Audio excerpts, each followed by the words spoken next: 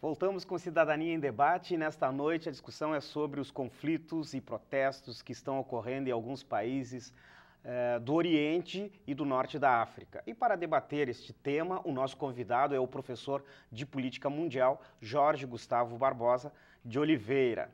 E os conflitos no Oriente, ao longo da história da humanidade, vêm acontecendo, né?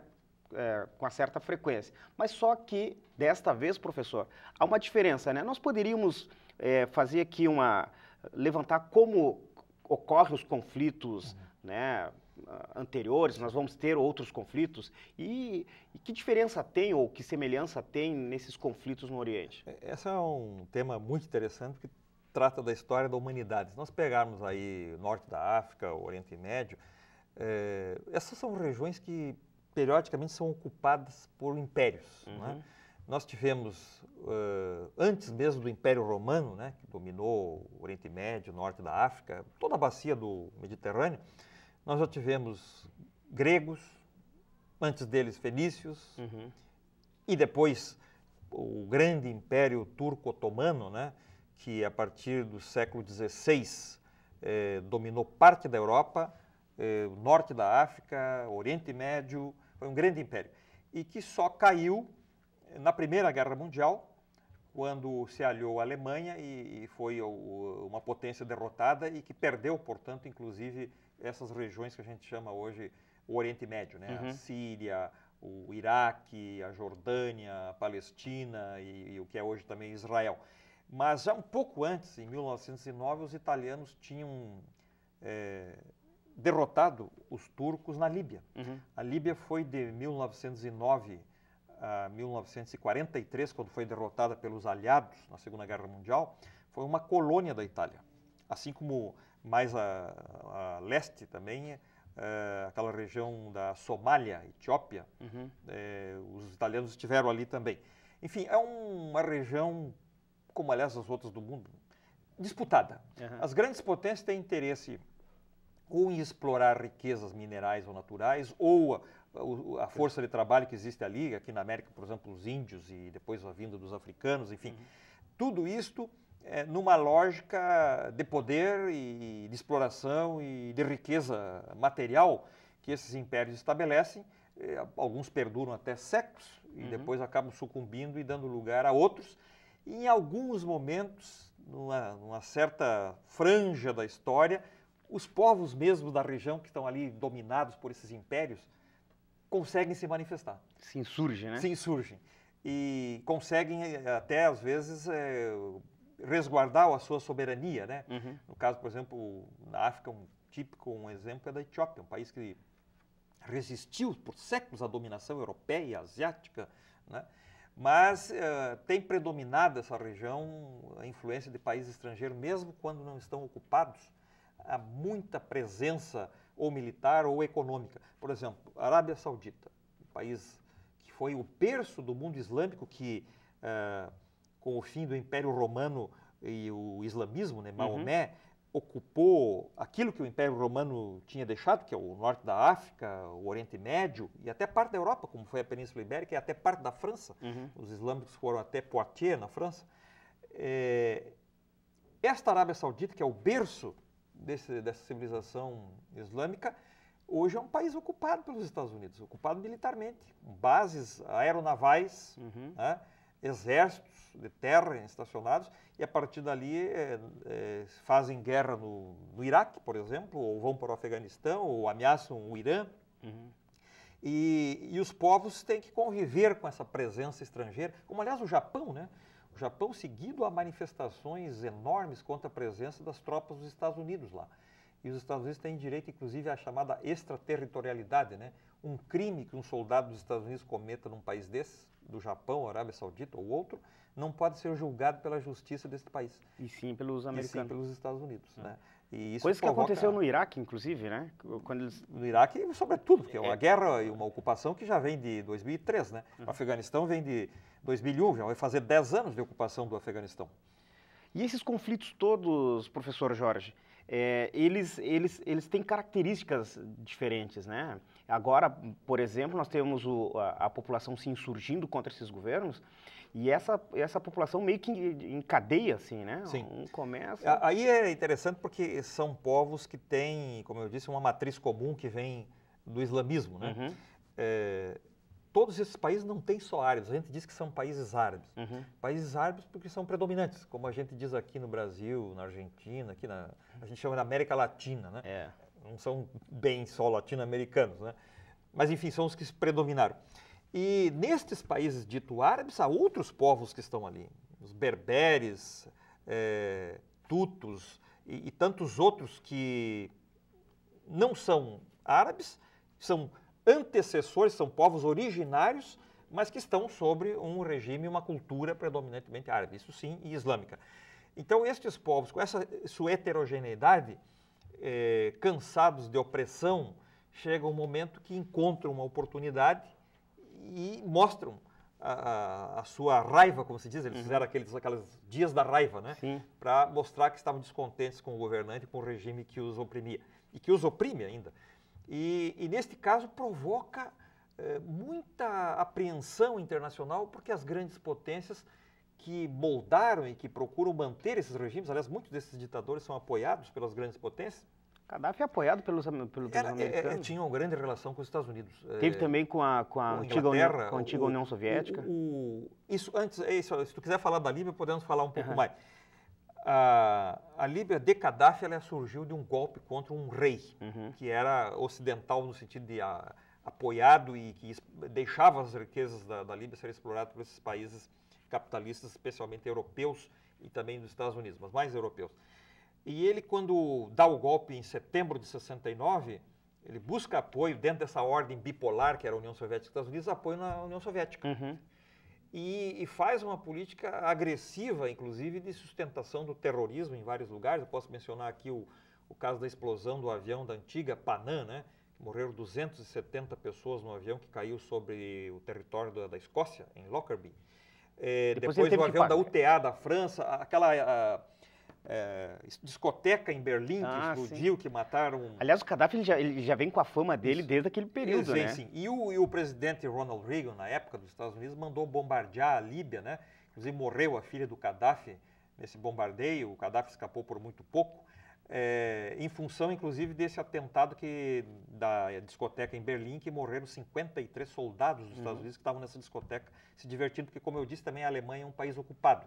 Há dezenas de milhares de soldados dos Estados Unidos na Alemanha ainda hoje. E aí eles vão nesses lugares se divertir, os terroristas veem ali um bom local para fazer os seus atos. Mas então houve essa retaliação da parte dos Estados Unidos, porém, passados anos, final dos anos 90 já estamos falando, porque esse ataque do Reagan foi em 1996. No final dos anos 90 e, sobretudo, início dos anos 2000, o Gaddafi recompõe as suas relações com o mundo, já não havia mais Guerra Fria, nem União Soviética. Pagou lá o pessoal que ele tinha mandado matar, matar, com milhões de dólares os parentes das vítimas que morreram nesses atentados, e foi reabilitado pelo Ocidente, que estabeleceram plenas relações diplomáticas, econômicas, investimentos desses países europeus e Estados Unidos no petróleo da Arábia Saudita, e a coisa corria bem até que no início desse ano houve esses levantes populares e se constituiu para os países ocidentais uma janela de oportunidade para derrubar um ditador indigesto, né, que já, embora esteja bem nesse momento, já causou muita perturbação no passado, e tentam com essa resolução, a resolução 1973 do Conselho de Segurança, utilizando essa resolução, derrubar o regime.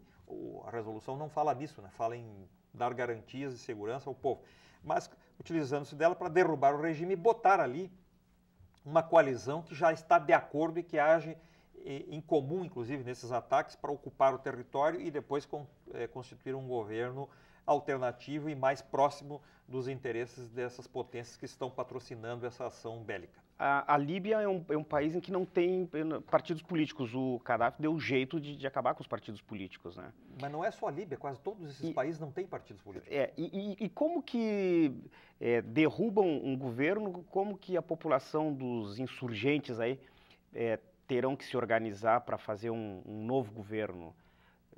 Primeiro eu diria que é preciso derrubar o Gaddafi. o ditador e tentar constituir uma base de apoio, né, popular e de reconhecimento internacional, porque a soberania internacional só é conquistada quando as outras potências dizem sim, esse é um governo legítimo e com o qual vamos estabelecer relações normais, né, econômicas, políticas e tal, diplomáticas.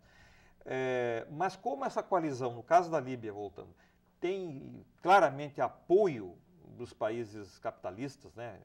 Estou dizendo aqui, nomeando Reino Unido, França, Estados Unidos, Itália, é possível que se ela consiga realmente derrubar o regime, vai ter muito apoio para se manter. Não é seguro que a Líbia vai estar estabilizada porque o Gaddafi foi derrubado. Não é assim tão simples porque há resistências. Sim, né? Sim. O Iraque e o Afeganistão mostram isso, que passados já anos, as coisas não estão estabilizadas. E, portanto, não é seguro que a Líbia vai ser um país de fácil estabilização e de exploração econômica daquelas riquezas. Mas que elas são importantes do ponto de vista de uma alternativa a eventuais um eventual agravamento da situação no Oriente Médio que está ali perto, isto sim, e também ajuda a compreender por que tanto interesse na Líbia e não no Iêmen, por exemplo, onde está se vendo uma matança também muito grande de civis, e mesmo no Bahrein, que aliás foi até ocupado agora militarmente pela Arábia Saudita e ninguém quase falou nada, né? O único país que falou contra foi o Irã, mas o Irã é dizer assim, um rival dos Estados Unidos na região e, portanto, não tem a mesma ressonância na imprensa ocidental quanto tem hoje, por exemplo, a ocupação militar da Líbia, que é do interesse desses países. Né? Hoje ali nós vamos ter esses países extremamente conservadores, né? O Iraque seria o país mais moderno aí, ao tratar a população, a questão... O Iraque de Saddam Hussein era um dos países mais modernos do mundo árabe, por incrível que pareça. Era uma ditadura sanguinária, torturadora, mas em termos de hábitos, de costumes, de relação de gênero, homem e mulher, as mulheres iraquianas tinham uma relação muito mais liberal do que, por exemplo, na Arábia Saudita, que está ali ao lado. A Arábia Saudita é uma opressão, né? Uma opressão duríssima. Total. Em nome da religião, claro, tem uma justificativa ideológica, mas, na verdade, é uma opressão sobre a mulher. O Iraque, as mulheres tinham condição de exercer profissão, estudar nas universidades, podiam transitar livremente, embora sendo uma ditadura, era uma ditadura modernizante. Porque aí tem vários tipos de ditaduras aí, né? A própria Turquia, por exemplo, a Turquia, depois que caiu o Império Turco Otomano, derrotado na Primeira Guerra Mundial, essa Turquia moderna que surgiu agora, com Atatürk, né? Se constitui um Estado laico, modernizador, liberalizador, mas um regime autoritário, e agora tem um governo, não um regime, mas um governo islâmico, que tenta reintroduzir certos aspectos de comportamentos que seriam originários do islamismo. Tá. Professor, para nós encerrarmos, o mundo vai ficar melhor com a queda desses ditadores e esses países tendem à democracia? Essa é a pergunta não de $1 milhão, mas de alguns trilhões de dólares, porque estão envolvidos ali muita riqueza. Esperemos que sim. O problema é que se nós olharmos, por exemplo, a Tunísia e o Egito, que são os países que têm uma evolução a partir de dezembro maior no que diz respeito à derrubada de ditadores, não está claro mesmo nesses países o que vem a seguir. Né? Será que esses povos que foram à rua correram risco, aliás, muitas pessoas morreram, será que isso vai resultar realmente num regime democrático? Agora, o que a gente pode perceber é que, mesmo que não sejam regimes democráticos com participação popular, eleições livres, manifestação, ainda assim vai mudar algumas coisas importantes lá, porque estes governos que vão ser constituídos terão, de alguma maneira, que dar mais respostas aos povos do que os que estão caindo até agora deram. E aí abre-se outras questões. Qual será o papel destes países na relação com Israel e a questão da Palestina, como é que fica? Se deixar mais próximos esses governos dos interesses dos povos árabes, com certeza os palestinos terão mais apoio e suporte do que tiveram até agora com essas ditaduras. Tá, então, né? Percebemos que é um assunto vastíssimo, né? Mas infelizmente chegamos aqui ao final de mais um Cidadania em Debate, um programa do Sindicato dos Servidores Públicos do Ensino Superior de Blumenau. Quero agradecer a presença do professor de Políticas Mundiais Jorge Gustavo Barbosa de Oliveira, que veio aqui falar sobre os conflitos que estão ocorrendo, né, no Oriente Médio e no norte da África. Também quero agradecer a você que esteve ligado no nosso programa. E a gente volta a se encontrar para um novo assunto na próxima segunda-feira, a partir das 10 horas da noite, com reprise quinta-feira também às 10 horas, aqui pela FURB TV. Tenham todos uma boa semana.